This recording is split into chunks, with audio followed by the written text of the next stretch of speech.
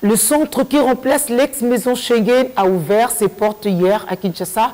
Une ouverture validée après les échanges intenses entre les autorités congolaises et belges pour une bonne coopération diplomatique. L'Espagne, la Grèce et la Suisse ne font pourtant pas partie des pays regroupés au sein du Centre européen de délivrance des visas en République démocratique du Congo.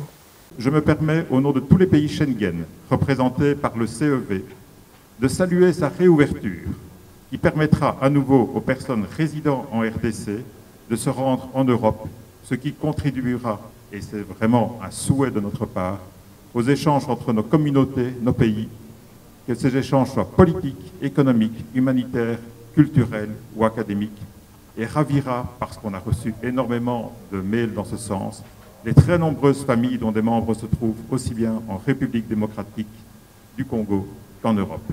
Le drapeau de l'Union européenne flotte de nouveau sur ce bâtiment, ce après 13 mois de fermeture de l'ex-maison Schengen.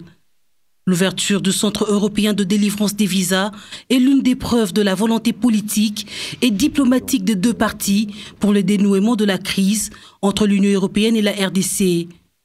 Les démarches pour l'obtention des visas ne seront plus un casse-tête pour les requérants. Personnellement, comme chef de la chancellerie de l'ambassade de Belgique, alors je suis très contente, très heureuse qu'après un chômage de 13 mois, on peut recommencer à servir le peuple congolais.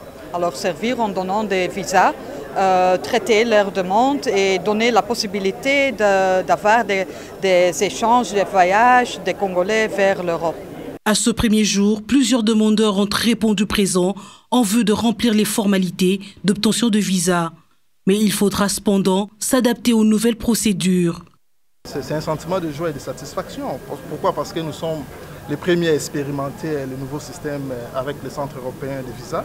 Avant, on l'appelait Maison Schengen, aujourd'hui c'est Centre européen des visas. Mais également, c'est un sentiment de joie dans ce sens que cela faisait partie de la volonté de la nouvelle gouvernance qui est mise en place par son Excellence, Monsieur le Président de la République, pour ne pas le citer, Monsieur le Président Antoine Félix Tshilombo. Donc pour nous, c'est une façon de décrispation entre la RDC et puis tous ses partenaires traditionnels. Pour la partie congolaise, c'est donc un pas très positif vers la normalisation des relations diplomatiques entre la Belgique et la RDC après presque plus d'une année de tension. Nous sommes à un stade où les relations, principalement entre le Royaume de Belgique et la République démocratique du Congo, sont en train de se réchauffer. Comme vous le saviez, dans un passé encore récent, les deux pays ont procédé à la fermeture de certains de leurs consulats. Je pense particulièrement au consulat de Belgique à Lubumbashi et au consulat de la République démocratique du Congo à Anvers. Bon, il est question que ces consulats rouvrent. Du côté congolais, nous attendrons la formation du nouveau gouvernement qui est incessant pour procéder formellement à la réouverture du consulat de Anvers.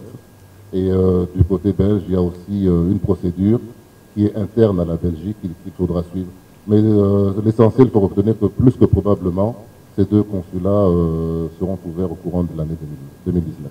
Pour rappel, la flotte de SN-Bruxelles, qui s'est vue réduite de ses nombres de vols, a également repris son rythme normal avec 7 navettes par semaine à Kinshasa.